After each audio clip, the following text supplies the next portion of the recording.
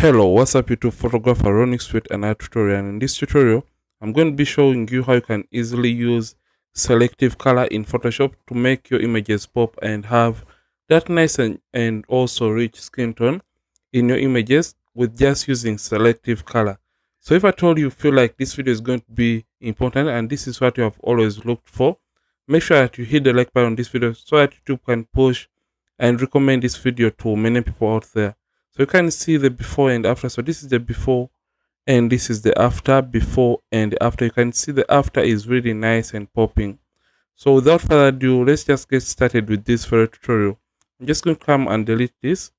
So if I told you look at the image in this case, it looks very cool in the skin tone area. So that is the very first thing we want to do when it comes to using selective color.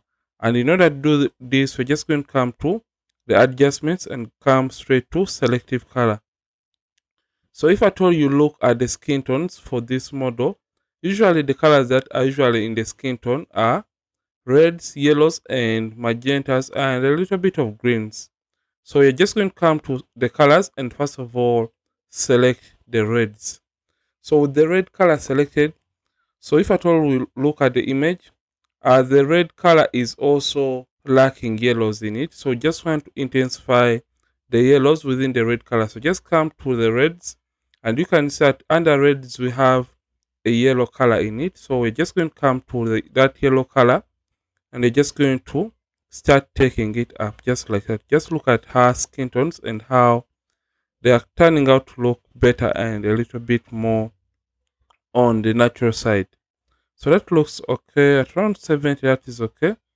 Then we feel like we want to add a little bit of cyan to the red color. So I'm just going to come and take this towards the left hand side. Just like that. And just look at how the skin is now looking better than it was before. So you can see how it is now popping and it is looking better. But this is not all for everything.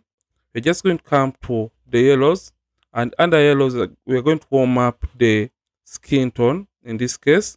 So select yellows and come and pump up the yellows and all the yellow slider under the yellows. So this is going to make the image look even better than it was before. Then also come and add some kind of reddish tone to the yellows. So you can see when you take this up to the right, you can see the effect. So I'm just going to come and add a little bit of that color, just like that. Then come and pump up the magentas within the yellows. Then I'm also going to come and take up the reds slightly, or the blacks, and that is going to intensify on the contrast within the yellows. Then also come to my reds and also intensify the blacks under the red. So that is going to make the reds really have a richer and better contrast. So always make sure this relative option is selected when you're using selective color, and you can easily see the before and after. That's the before after, before after. So after that we're just going to come under the blacks, and you can see usually what I tend to do when it comes to the blacks, I simply come and knock up the blacks, and that is going to darken the darkest areas in the image, hence making the vibrant or more prominent colors in the front to pop a little bit more. So I'm just going to take it up around 13. 13 looks okay. And also come to my cyans, because you can see this image really has more of the cyans in it. So in this case, when you come to the cyan slider and you play around with it, you can see you can either reduce on the cyans in the image, or you can either intensify the cyans in the image. So what we want to do, we just want to pop or to make the image pop. So we're just going to increase or intensify on the cyans, and also we're just going to make the cyans a little bit darker. So this is okay. It looks great, and you can see a quick before and after for the color grading process in this very image. So you can stop at this if at all you feel like this is okay and this is enough for you. But if at all you feel like you want to take it a little bit higher or a notch higher, you can come and select the greens, and you can intensify the yellows within the green color. You can see how this is going to be affecting, for example, the background area. So you can see that.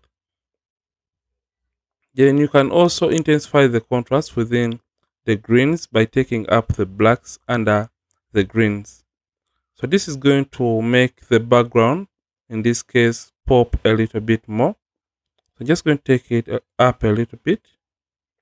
So when you feel like the effects are not okay for you, you can create one more selective color adjustment layer, and you can work more on the skin tone by coming to the reds and also intensifying the warmth of the skin tone, and that is going to make the skin look a little bit better and make your subject pop a little bit more.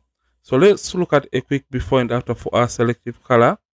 So this is the before after, and when you feel like the image is more on the warm side, you can come under the blacks and you can cool down the image by adding some blues within the image. So when you take this slider towards the left hand side, it is going to cool down or add a little bit of blues or that kind of cinematic feel to your image. So you don't feel like we can add that in this case.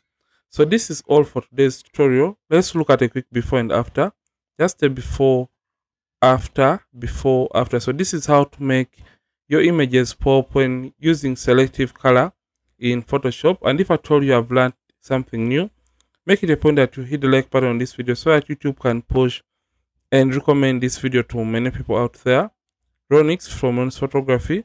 Thank you for watching. I'll see you in yet more amazing tutorials, and don't forget to keep practicing and also keep creating.